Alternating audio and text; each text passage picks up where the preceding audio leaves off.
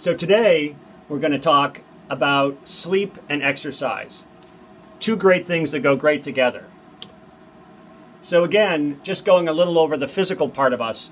Again, it's talking about all of our different body parts, our pain level, whether we're feeling fatigued, nausea, breathing, bowel and bladder. We'll go over some of these things today. So today, in this episode, I really want to focus on sleep and exercise. Nutrition, nausea, diarrhea, constipation, pain relief. We'll cover those in later episodes. So sleep's important for lots of reasons. It helps us maintain our sanity. It helps our bodies heal. And it's also really hard to do when you've got a lot on your mind. So we have just some general tips about how to help you get a good night's sleep. First, try not to use the bedroom for anything other than sleep. It's very common because we feel kind of tired that we think, well, I'll just lie in bed and I'll use my iPad or my computer to go over my email, or maybe go on Snapchat or check my Twitter feed or all the other things that we, like to do. And what happens with that is that then our brains get kind of activated. They get kind of excited about all these new things we're doing. And it makes it hard for our bodies to then relax while we're lying in bed. Those are all good things to do. Playing video games, watching television, reading, those are all great things to do on the sofa or in your chair out in the living room or the kitchen or anywhere else but the bedroom. If you can, try to go to bed around the same time every night and try to get up around the same time every day. One of the things that's important about this process is that when you're going through cancer treatment, it does feel like your whole schedule gets turned upside down. You may be trying to go to work and also do the treatments, or you may be just doing the treatments on your own, alone. I mean, either way, having a structure and having a routine helps your body expect to go to bed at a certain time, and getting up around the same time, even if you're feeling a little tired, will help your body learn to expect when to be asleep. It is true, though, that when we lie down at night, many of the things that we sort of pushed off out of our minds during the day because we were busy or we were distracted or any of the other things going on, then all come flooding back when we close our eyes and it's quiet and dark. So if you're not asleep after 20 minutes, it's okay to just get up and do something else until you're tired again. One of the things, so physically, depending on your physical abilities, if you want to get up and do a plank where you just hold yourself in a set position on the floor, or you try to do a push-up, or you try to do a little sit-up and hold your stomach muscles tight. Some people do very simple yoga or stretching exercises. The idea is that one of the reasons why you're not sleeping is because you have more energy than you know what to do with sometimes, even if you're feeling tired mentally.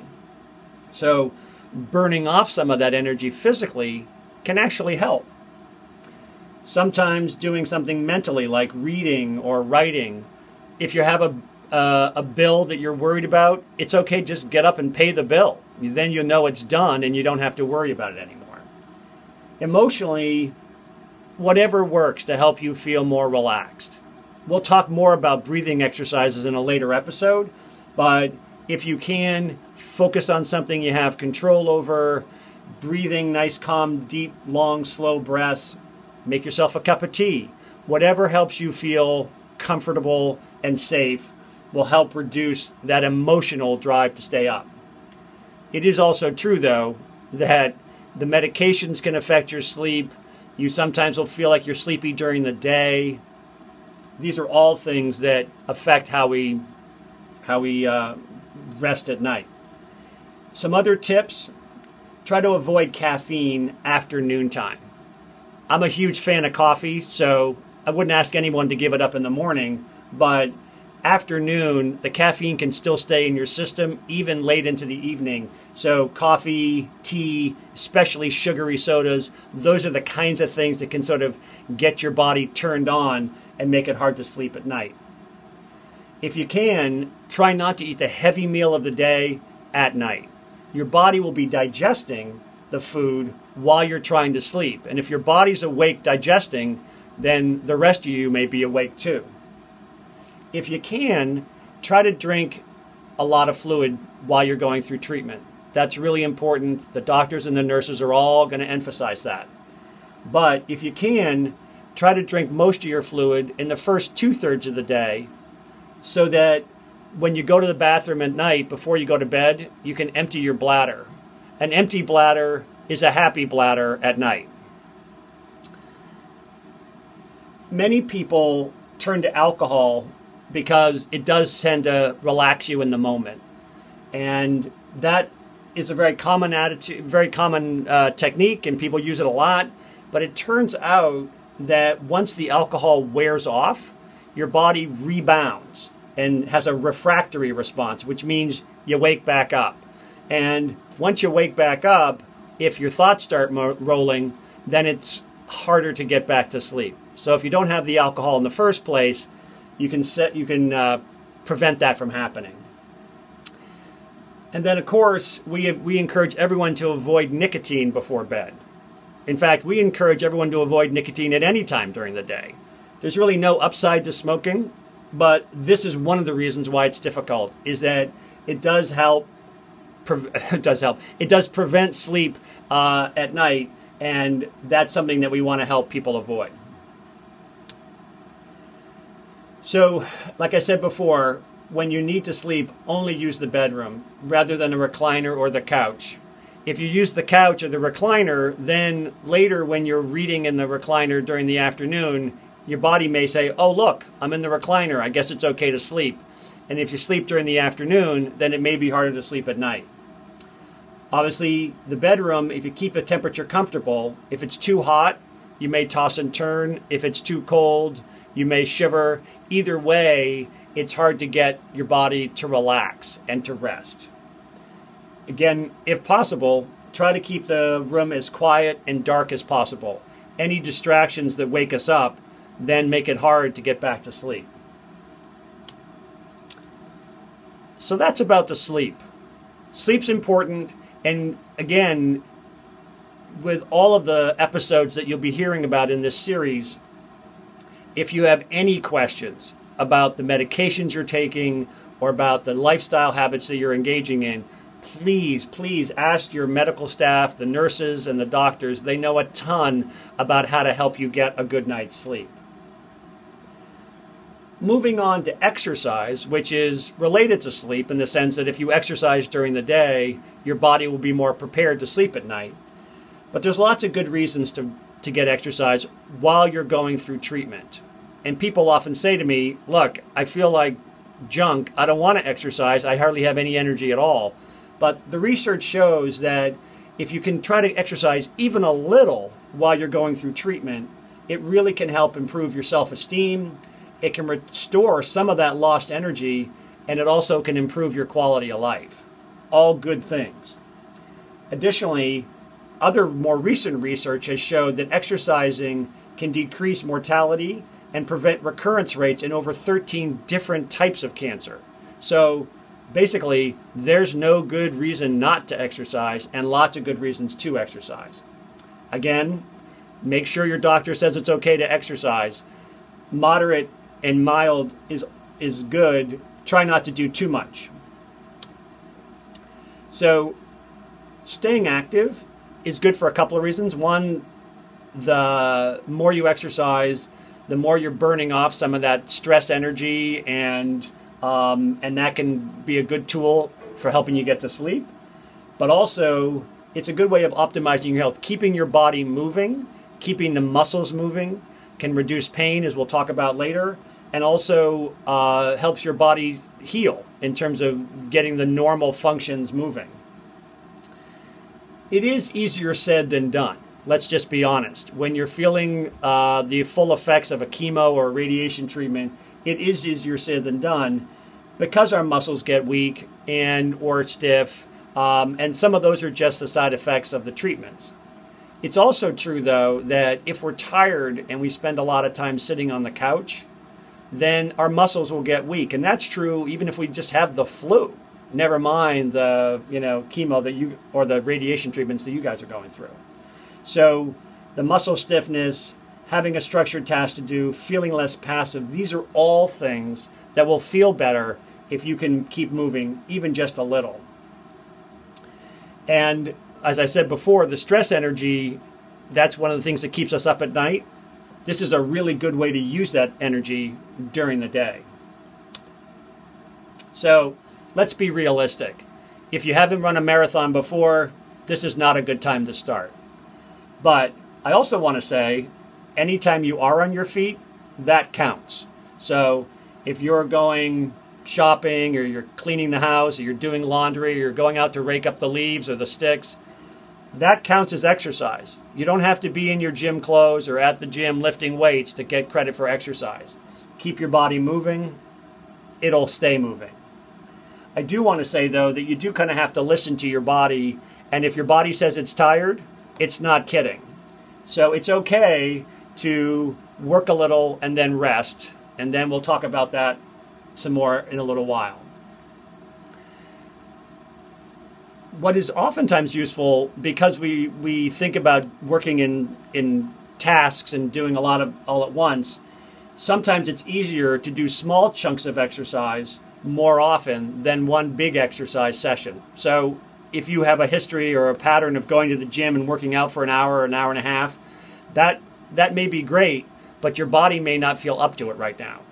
It's also okay to say, I'm going to go for a 5-minute walk this morning to go out and get the mail, and then maybe I'll do a little shopping at one of the local supermarkets in the afternoon, and then tonight before I go to bed, I'm going to walk around the house a couple more times just to burn off some of that last energy. So small chunks done more often can oftentimes have a good effect. And again, slow and steady is better than fast and inconsistent.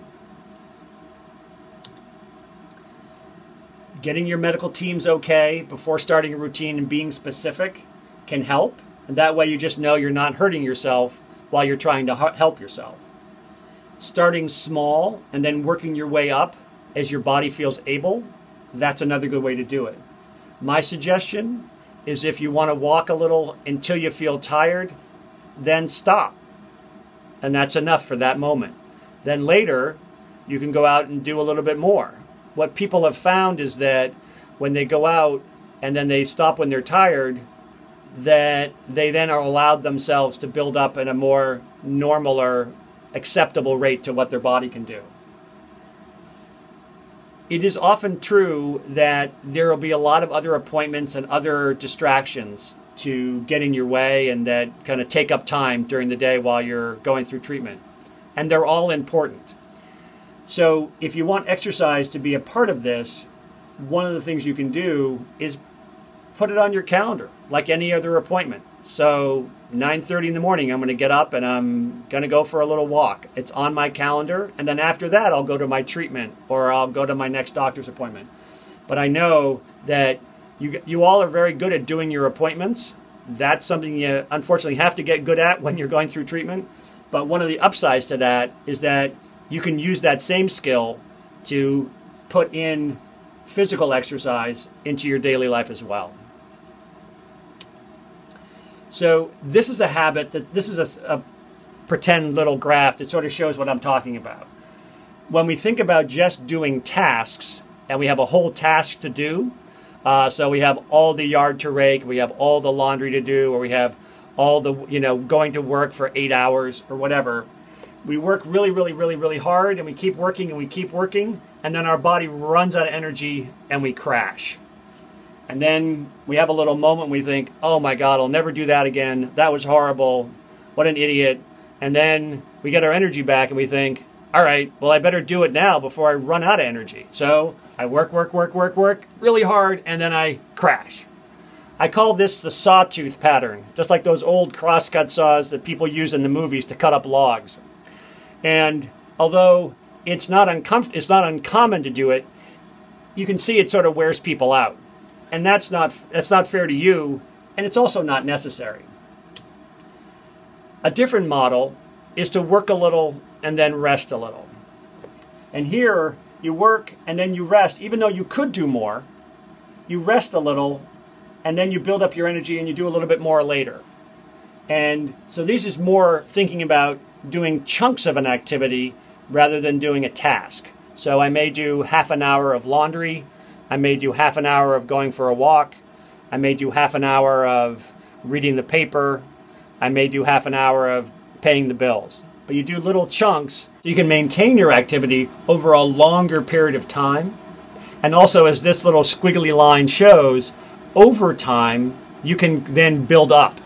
And that is what helps you think, even if I can't do it right now, if I slowly keep with it and work a little and rest a little, over time, I'll be able to work a little bit more and then rest a little, and then work a little bit more and then rest a little. So over time, you can build yourself back up to full strength. The other thing we want to say here is that at the Cancer Center, we have a program called Strength in Motion. And this is really a consult with a physical therapist who works with the Newton-Wellesley Hospital physical therapy team at Wells Avenue, who will come and talk to you about what your exercise routine has been, what you'd like to be able to do, and then she can begin to give you a variety of different exercises, or even get a referral for you to go to physical therapy to build yourself back up while your body's going through treatment. So if you have any questions, definitely let us know if you want to come and get an introductory session, which are held every week here at the Cancer Center for a Strength in Motion.